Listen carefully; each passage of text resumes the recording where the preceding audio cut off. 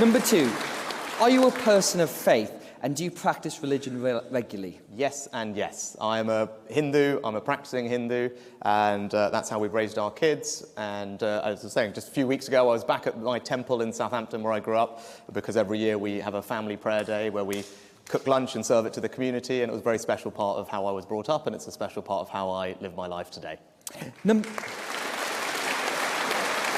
Number 3, what is the one public perception about you that is most wrong?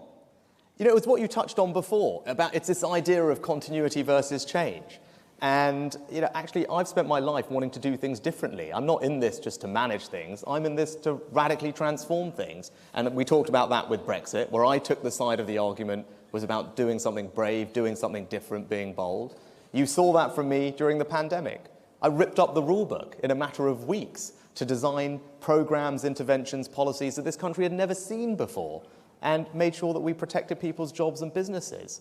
When it came to the lockdown that people wanted to do last Christmas with Omicron, I came back from a business trip abroad and I wanted to stop that from happening, and I'm glad I did with others make sure that we didn't walk into another lockdown which would have needlessly damaged, thank you, the country.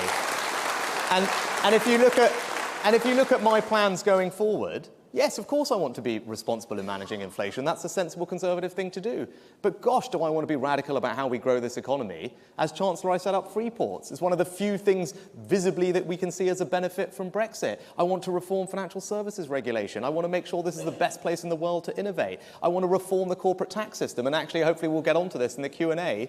Liz Truss's policies on corporate taxation are exactly the failed Treasury orthodoxy of the last 10 years, which hasn't worked. I want to change it and grow the economy. I'm going to stop you because this is the quickfire round. This is the quickfire. Number 4, what is the best non-political book you've read recently?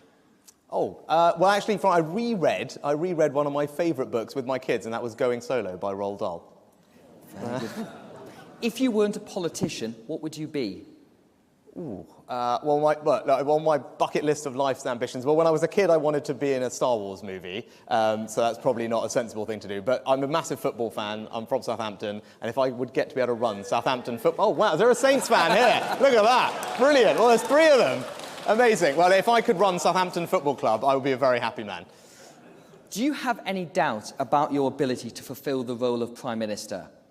No, I wouldn't be sitting here if I did, right? I mean, obviously, these are difficult jobs. Obviously, we face challenging times. But I would have not put myself forward and asked all of you to support me if I didn't think that I was up to the task of meeting those challenges and leading our country forward to a brighter future. I passionately believe that I can do that. I can do it all for you very well. And most importantly, I can go and smash Keir Starmer and the Labour Party and the Liberals at the next election.